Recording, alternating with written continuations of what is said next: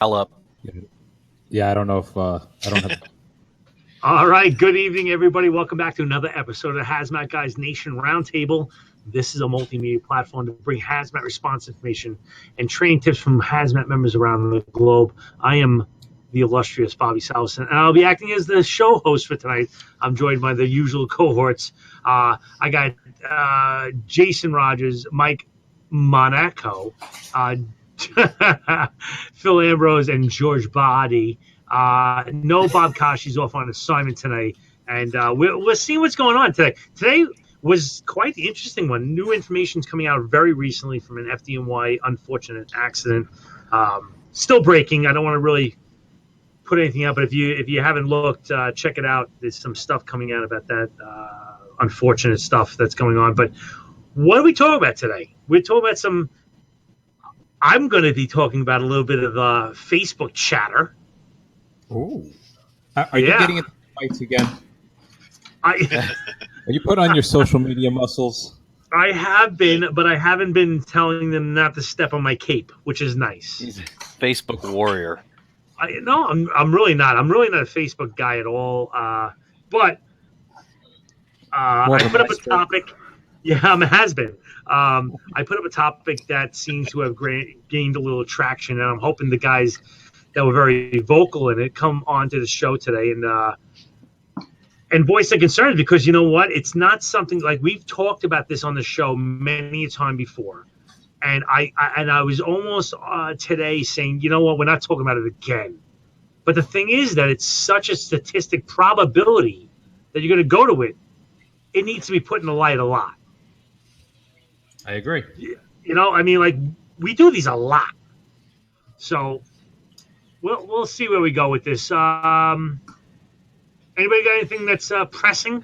I do. I want to follow up from the CO story from last week and made a couple of phone calls. I called our medical director, Dr. Jan Cornelo, and he entertained me on the phone for about 40 minutes about hyperbaric chambers.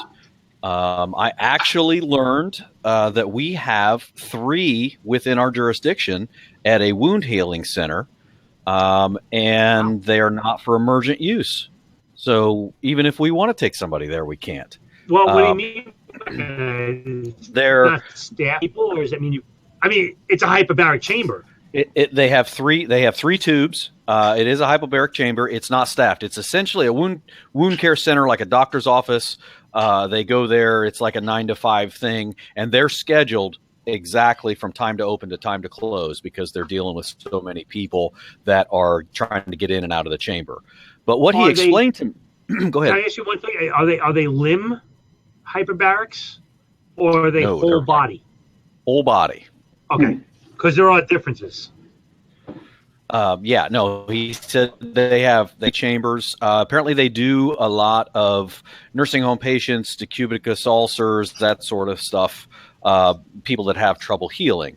So we got into the whole kind of topic about what it does.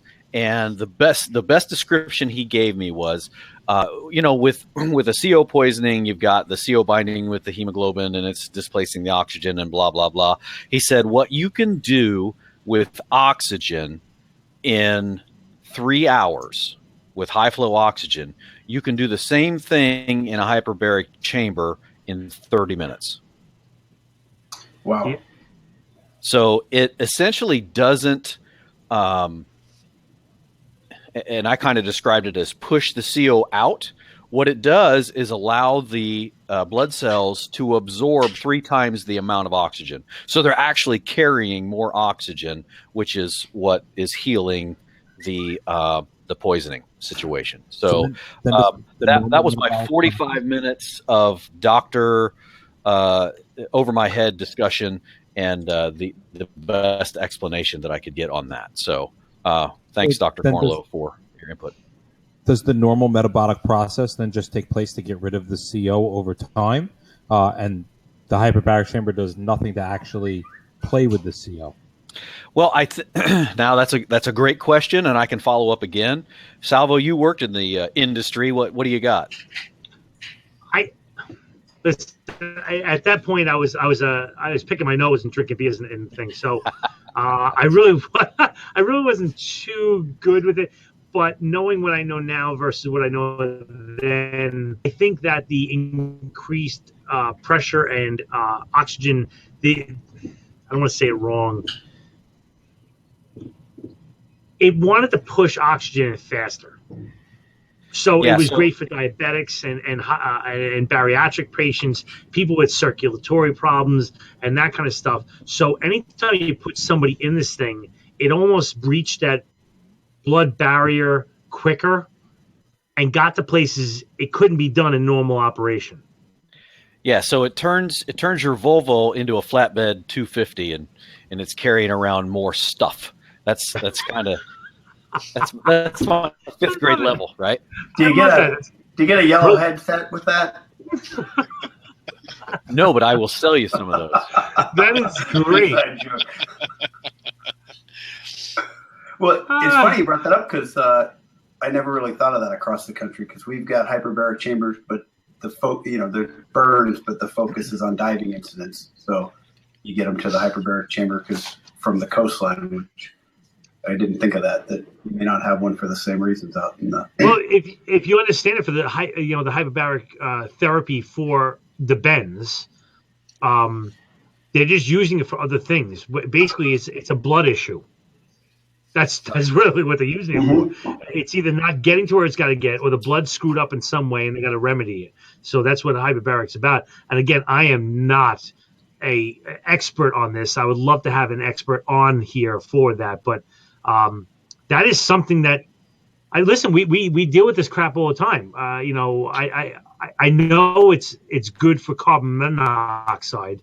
I don't know about hydrogen cyanide or anything that of that ilk. But it'd be interesting to have somebody on and just really discuss that. It would Can you get your guy on, Jason? Sure. Yeah. I will. I'll put in a request to get a Thursday night cleared. He is the chief medical director for our emergency room, EMS. He's the guy. He's the guy, and he's one of the guys. So we'll get him. We'll get him on here, and literally, he will write you prescriptions and fix your ailments via this video conference. So bring your ailments. We'll open the waiting room. Good. You know, did I ever show you my blister on my toe? Yeah. I'll show you. I'll send you that picture. Send pictures. I'll send you that picture. What do you got for sunburn? But I haven't watched. So, with that, anybody else got anything that's pressing, or I'm gonna get into the old Facebook? No. Take us to Facebook. Take us to Facebook, brother. The first one I'd like to just go over, and it's something that's up to, in my mind, a mind-numbing amount of people have viewed this, is that mercury vapor. If you haven't checked it out, we have on the Hazmat Nation, on Hazmat Guys Nation, the Hazmat Guys podcast. I put it on a whole bunch of different websites or pages at least, and it is a fantastic visualization on mercury, the liquid vaporizing. When we were kids, and I think we're all old enough to say it, we used to play with this in our hands, and we used to flip it back and forth, and we used to slap it around and drink it. And people, the hard part for what we're teaching people now is that it's not, why is this so bad all of a sudden? It turned around, and, why is it a big deal? And it's because of the toxic vapors that are coming off this thing. It's not because the element changed. We just learned about it. We used to think that the earth was flat. We used to think that the sun went around the earth. All right. So things have changed in the science realm. And now we know we were knuckleheads back then. And that's why half the people are retarded today, is because they're licking their shoulder and having twitches because of mercury ingestion. So, has anybody seen this? You guys have all seen this video? What do you think of it? So I have a question. Do you know if in that video is it elemental? It is elemental, and which is more toxic, right? It is more toxic, and the only change between the regular spectral light and UV light, that's the difference, is that it's two different cameras, same view, same camera, same everything. and a UV light picks up that whole off gas. But it's drastic. And to answer your question, why when people, hey, it used to be okay in California, it's easy. I just tell them it's not organic. Oh, okay, GMO. But yeah, and it's awesome because you think about hazmat class. We study the gas release in the Tokyo subway, right? Everybody knows about that. But could it happen? Sure. But what happens almost every day is this mercury thing, and you roll on them, and now you're there, you're doing the cleanup, and you're getting that. Guys are saying, I used to play with the stuff, but you're at somebody's apartment with kids crawling around on the floor, and what do you do? How do you monitor? How do you clean it up? And it's a more frequent. I think it would be overall probably something that's going to give you more of a headache than the sarin issue. Meaning, yeah, that could happen and it'd be bad. But I thought that video was awesome. It really proves a point. George, you got anything to say or no? You good? No, the video was definitely eye-opening. It's one of those things like anything else with vapors that you can't see, and once you identify them or you have a visual representation of them, all of a sudden you go, wow, that's a lot more than I thought it was. And that's the point. So it opens your eyes quite a bit. If you can't imagine what that looks like, now you can see what it looks like, and that's the point. And it makes us all just like Jerome. We're not like Jerome. Exactly. Jerome, he's on the rig. It takes him like 15 minutes to get started. Jason, you got anything to throw in there? No. Can you explain to me or the audience the difference between elemental mercury and, say, the mercury in a mercury chloride fish? Yeah. All right. Well, the mercury in fish is actually not elemental mercury. It's mercury that's been associated with or has a methane group attached to it. That methanized mercury makes it easier to get into your digestive system. If you were to actually take elemental mercury and drink it, it would pretty much pass through you without any problem. You had said before that elemental mercury is more toxic, and it's more toxic in the inhaled form. That heavy metal is able to get into our body. The problem is with the other type of mercury is that it gets in through our digestive system.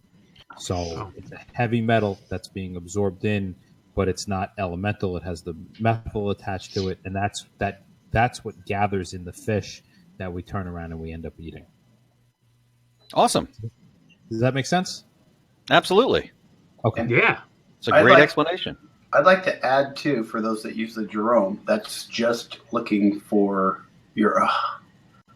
There's one version of Jerome that can get the compounds, like the mercuric chloride, but and the numbers are all escaping me now. But check yours. It may just be for elemental. So if for some reason you're going on something else that's a compound, you may not be able to detect it.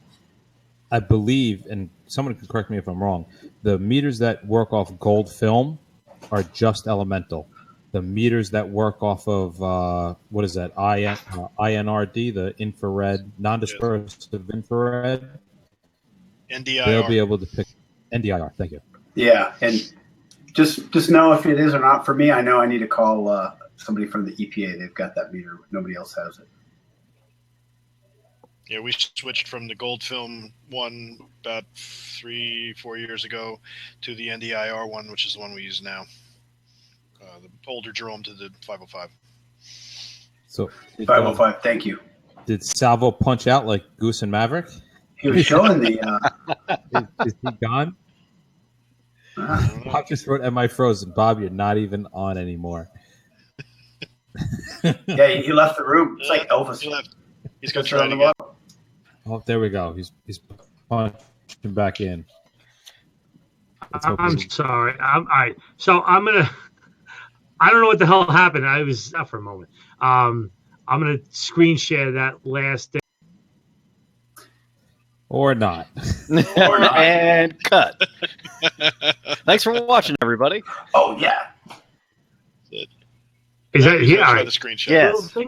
Here we go. Ready? Go ahead. World's stingiest bartender.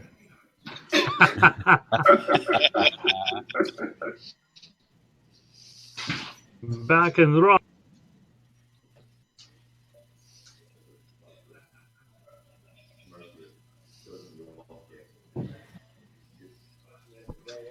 And there it is.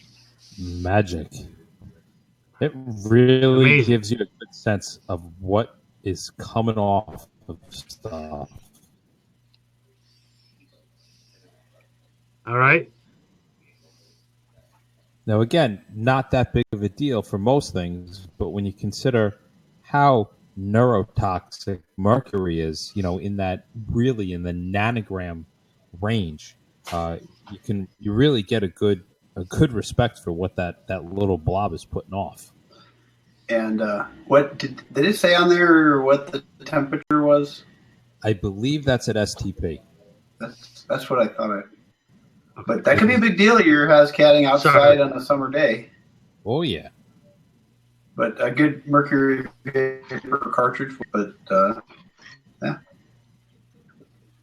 Yeah, if that's just standard 68 degrees and that kind of plume's coming off, imagine if that's in, a hot apartment in New York City in August or, something like that, where all of a sudden the plume is 5 times that size because it's that much warmer. So the visualization is a big deal. It's one of the reasons we crank up the heats in these apartments. We want to try to get a little more off gassing to realize where it's coming from. That Ron Huffman just put on turn down. I believe it vaporized at 7 degrees. Yeah, that is true. If I wanted to keep it in its seat and be a good boy, I wanted to be cold. But I wanted to get out of there because I don't want. Well, you know what? Let me back up. If I'm on overtime and I'm a good union boy, then I want to take my time and knock down the temperature and make sure that I have plenty of time in there. But in all reality, these runs take hours. They take hours to do properly. You have to, monitor in the right airspace. You have to bring it down to not only micro, but maybe even nanograms per cubic meter. They're hard. They're difficult. They're tedious. They're long. They're hot because you're wearing some type of rain suit. Latex. Latex. That's if I get out of. Well, what? I won't even say that. All right. Anyway. Anywho. I think everywhere now is kind of with the moratorium, but you'll get them, especially the old clinics that have the blood pressure cuff on the wall. It's got a decent amount. It's like a switch worth. And we had one once years ago that, Old Faithful right onto the lady's lap. And it was, before we got there, the janitor tried to clean it up with a mop. It shut down a wing of a hospital. It took a Toyota pickup truck to disposal because it could never be cleaned properly. It was a big deal. I mean, so for everyone on your scene that says, I used to just take this stuff, well, have them write the report. So in 10 years, when somebody files a lawsuit, they can be responsible for how it's cleaned up. But it's a big deal. But cool video that really proves a point. Yes, and a little side note, or not a side note, for, we were talking before being a good union guy. If you are a firefighter or an EMS and you respond to a mercury spill, you must tell your department that at your next physical exam, which is required by OSHA, when they take the blood work, you need to be monitored for mercury. Because you are mercury and your job is required, all right, by OSHA to be monitoring you for that element. And you will know if you've done that test because you pee in a bucket for 24 hours, all the heavy metals. So if you're wondering if you had that test, it wasn't a blood draw. It was you carry around a bucket and pee in it for 24 hours. Good times. Great hits. Good times. Oh. Good times. But on that exposure, I don't know. We now use per online. We can enter if after that call. Obviously, you want your blood tested, but if people aren't doing that, firefighters and hazmat documenting any potential exposure, so they've got it down the line. Just ask anybody that's had a occupational exposure injury and tell them that ask them if they wish they had documented everything. So do that too. All right. I will get into Hazmat post number 2, and that is about chemical suicides, the crux of tonight's. Mike's getting a little giddy. Look at him, a little He's giddy. getting excited. He's getting all worked up into a lather. I do, because this falls right into that run last year in Florida, in which I seriously think that those firefighters should have been prosecuted. Yeah, you know what? All right, so I'll give you a quick skinny on this. That I put up a picture of just a generic car with a BS hydrogen cyanide, crossbones, chemical suicide, and it was like, listen, you come Where'd you get across that this picture? because if I do it, I'm gonna probably get kicked off the show. I don't even know if I can do it. Let me see if I can do it. I'm gonna try it. Here we go. Bye, Bob. Bye, Felicia. Oh, we're back. Okay, so that's the picture. It's a crappy picture. I'm sure you guys know. That looks like Kosh's right now. Here it Kosh's, that's his family truckster. That's what he put up at his house on Sunday when he's making his spaghetti and meatballs. Yeah, it's like. So this is the thing, and let around the room. Forget what Facebook says. All right, you have a.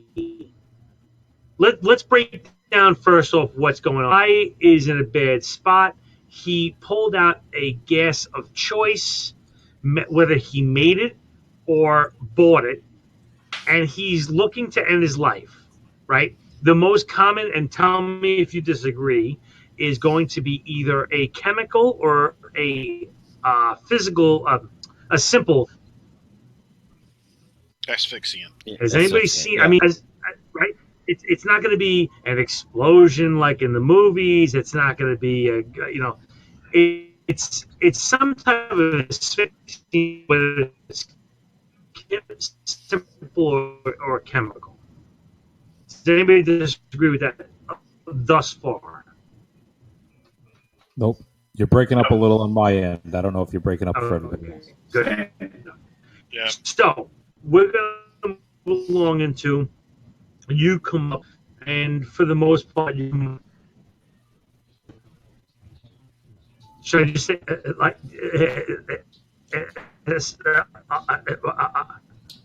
Should that? Seizure? Is he okay? I don't think somebody call 911. We are 911. Oh, that's right. I want to send her to his house. He's not drinking. I stopped sharing. Yeah, thank you. That's enough of that. So anyway, you see that car. We'll say that you see it from 60, 70, 80 feet away. And you say, holy cow, there's something going on there. The guy's nice enough. And I would say, tell me if I'm wrong, but tell me if I'm, for the most part, these guys are generally courteous to us. They're trying to be. Right? Anybody seen somebody that's malicious? I'll be honest with you, I've never seen a single malicious chemical. I'm sure there's assholes out there like there are of every ilk, but I've never seen one on our. No, they may be negligent, like they may not do a good job, but they're not trying to hurt anybody else. Right, exactly. They're not trying. Generally, they're trying to hurt themselves and not everybody else. Okay, so the question is the PPE selection for the advance, and do we do a rescue or not? That's what it involved. So I'm going to start with Mike Monaco. Give me your thoughts on. Why don't you do me last? All right, then I'm going to start with George Beatty. George, what do you want? What's your thoughts? You come up this thing, you see the scene. First off, we're going to go through these questions. What's your PPE? What's your role as of you defensive, your active, your offensive, And what's your concern for the after rescue? We'll go with that. Those are the 3 questions. Well, obviously, the first thing you're going to do is protect yourself. No one's going to be kind enough to draw a picture like that and put on the picture what they used. So you have to consider it's an unknown. You have thoughts about what it might be, but obviously it's an asphyxiant or a poison. So one way or another, you're protecting your airway with SCBA. Turnout gear is going to be what you show up in. And I'd look through the window. Take a look and see what you see. This guy's been there for 2 days. It's going to be pretty obvious. There's no longer a rescue to be made of any kind. But the only hazard at that point is... Well, what if he's not? You. What if it's he's not? That's another story. Then you're going to have to make sure that there are precautions in place for anybody who's around the vehicle when you open it and allow whatever's inside to come out, because you don't know. Obviously you gotta look and see what direction the wind is coming from. You got to make sure everybody that's around there is your fellow firefighters or responders are well protected as well, based on, like I said, which direction the wind's going and what you think might be in there, and start with that. Then you're gonna move into things like metering the atmosphere. Maybe when you crack the door open, see if you get anything discernible. That's where I'm going to start. All right, Bob has left us. Quite all right. All right. How about you, Phil? What are your thoughts? I've never really thought about this.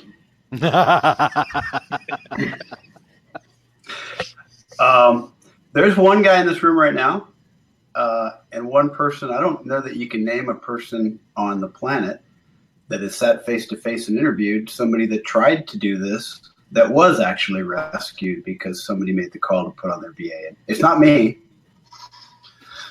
Process of elimination. If it's out of your comfort zone, if that's out of your comfort zone, then stay there. But personally, just like George said, it's an inhalation hazard. I'm worried about bombs, bullets, and blunt force trauma. I'm a supervisor on scene too, but I can talk about this for at least 20 minutes. I've been videotaped doing that before, but I would say if that car was on fire, most of the people that have an issue with this would have no problem putting on their BA and running up there in it and looking at the trunk like we do, right? Especially in New York City, because you never know what's in the trunk. But I would feel horrible for the rest of my life if something like that went down. And I'm saying I took precautions. I made sure people, because there could be an exposure issue. I had a full face SCBA on. I may have even had the chance to throw a block under a tire because I'm a big fan of if there's somebody slumped over the wheel in a running car. And I'd break a window or make a grab, and I'd have no problem with that because I would not ever want to find out later that there's a child in a car seat or something and live with that. And I've kind of studied this quite a bit, and it's fun, not fun, but I get information from across the country and instances where either there was a save made or instances where somebody was still alive once they finally made the move. So it makes me wonder. So that my short answer is, yeah, I'd make a conscientious grab with the proper equipment, and I wouldn't have a problem doing it. Final answer. Okay, so I have a very unique perspective on this case, and it was a little over a year ago, I think, and was a chem suicide. He didn't leave a big note. He put a piece of green duct tape and wrote "warning, poison gas" across the house trailer in the kitchen. He had closed himself into the bathroom and created hydrogen sulfide with stuff that he was able to order off the internet. This kid was pretty determined. He had to wait for the actual ingredients to come before he could do it. So he had a lot of time to think about it. Long story short, and I am not responsible for that. I was there for the cleanup from the point where he had been brought out, decontaminated, oxygenated, and was awake.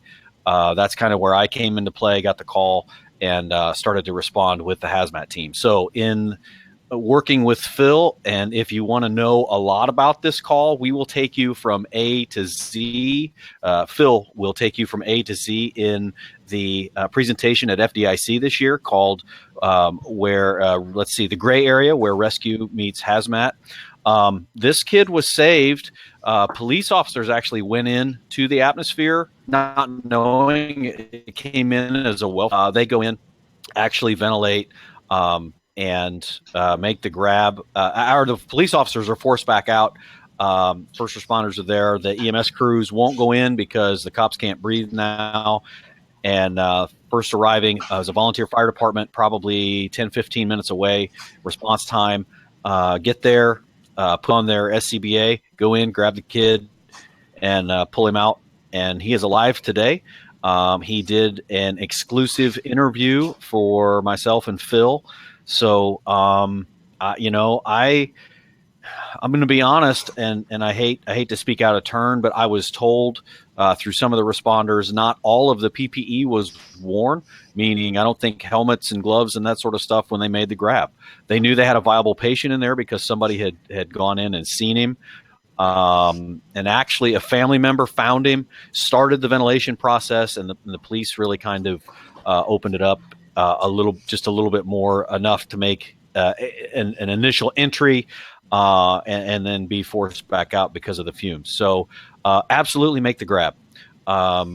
This kid's alive today because of that. So when we went in for mitigation, we did the whole level B entry, monitoring and pH paper and all that sort of stuff. We got as much as 300 parts per million of H2S when we were starting to solidify the stuff in the house trailer. So in the bathroom. So, a small bathroom house, of a single wide trailer.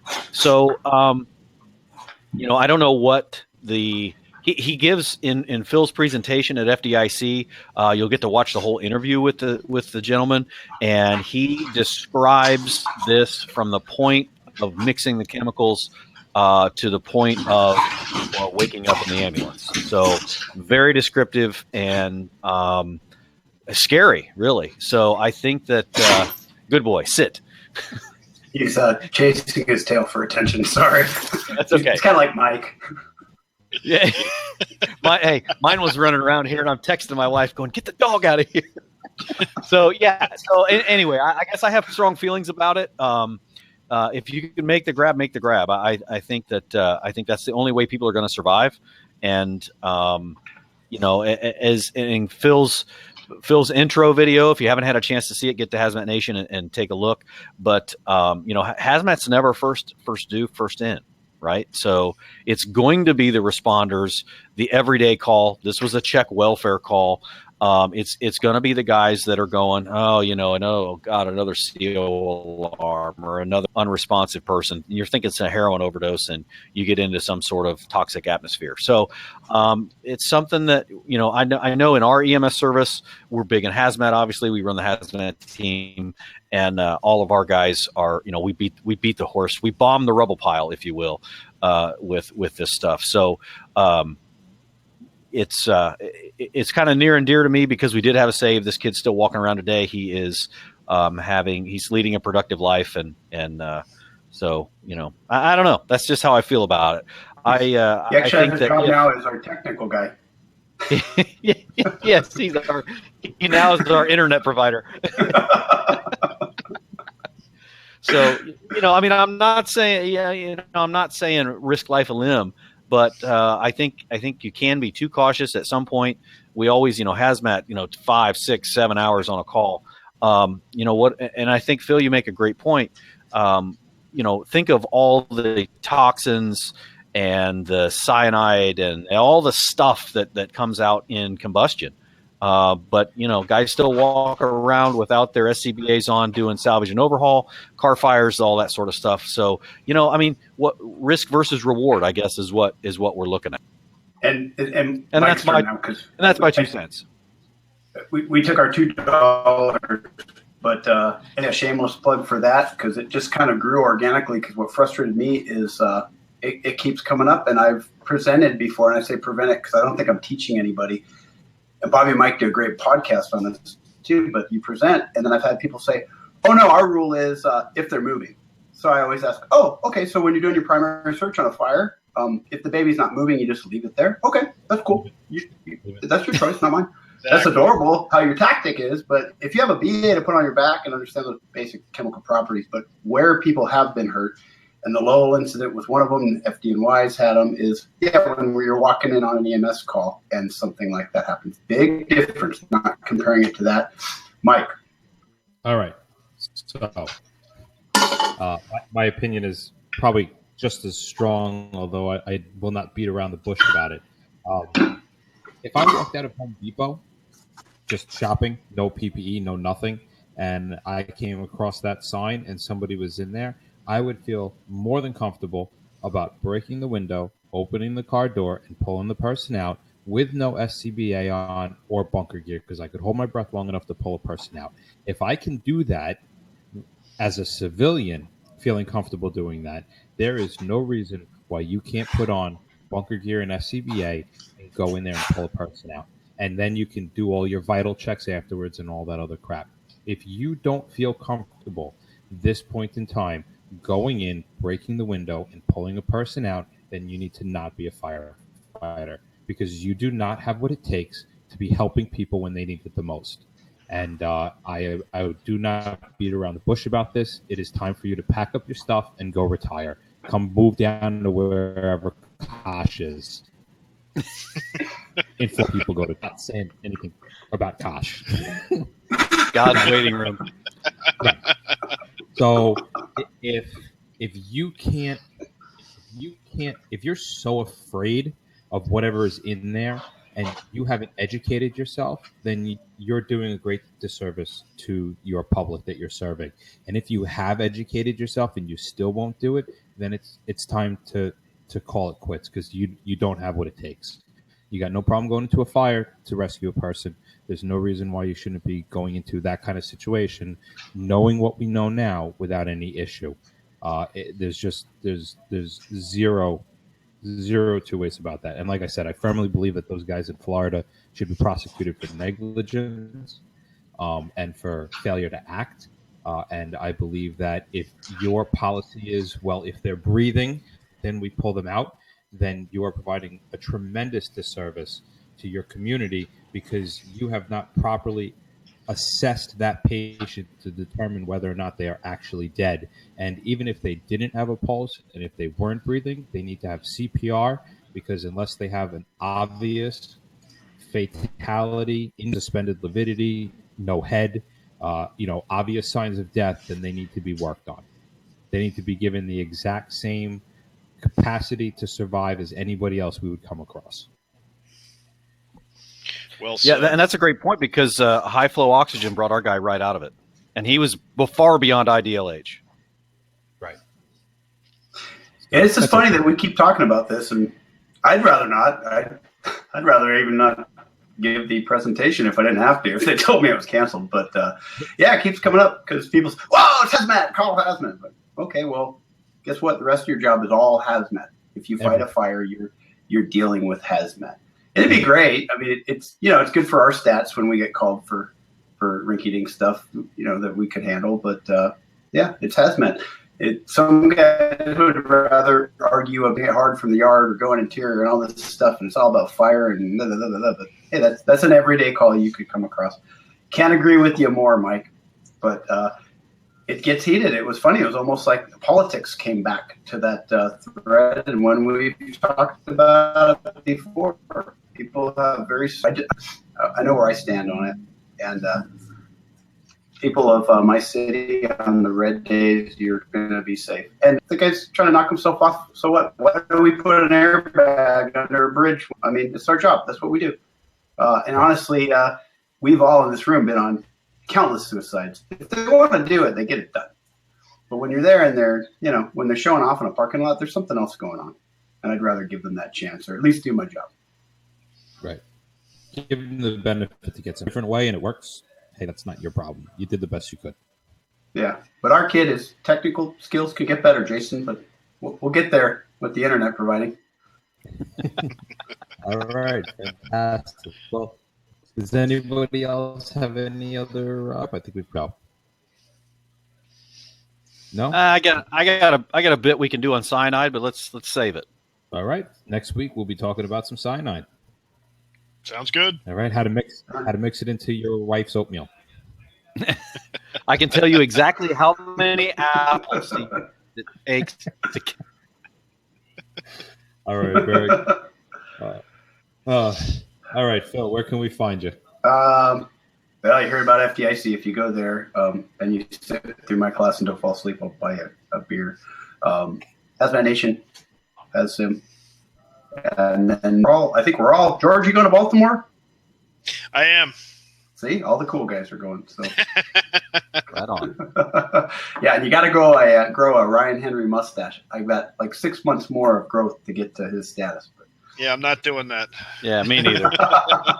No, well, when you're teaching at FDIC, you gotta have the legit mustache. Yeah, if I could have grown a legit mustache, I'd have done it at some other point in my life. It just doesn't work for me. I'm sorry.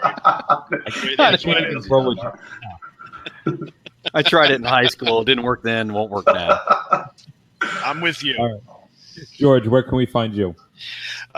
You'll be able to find me in Baltimore. I think I'm going to be joining the Hazmat guys as well in Montour Falls. And you can find me on LinkedIn, if you would.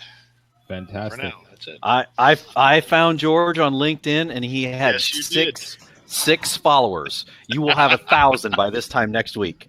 Yeah, so we'll see. And you're and kudos. You're very modest on your LinkedIn. So good for you. I am Jason Rogers. You can find me at jason@hazmatnation.com. And I will be sitting in the back of the room in Phil's presentation, handing out T-shirts for everybody that stays awake. So we'll see you at FDIC. We will definitely see you in Baltimore, and we have some big surprises coming for Baltimore. Oh, wow. Yeah, big. Is it a giveaway if it's a raffle? Well, somebody gets to get it, but something. I can't. We're gonna work out the details. It's a brand new car. Everyone's getting a car. All right. I'm Michael Monaco. You can find me and my co-host Bob Salverson at the Hazmat Guys. It's a weekly podcast that we put out. You can find Bob at thehazmatguys.com. You can find me at Mike at thehazmatguys.com. Follow us on Facebook, Twitter. We will also be in Montour Falls in April, Baltimore in June, Cold Stone in May. What's the Plymouth place? Massachusetts in September. So definitely come by and join us. We will also be here next week, Thursday, 9:15, same time, same place. And we hope to have a lively conversation where we want to strangle each other. That's the whole point. Excellent. All right, everyone have a safe week, and we'll see you next week.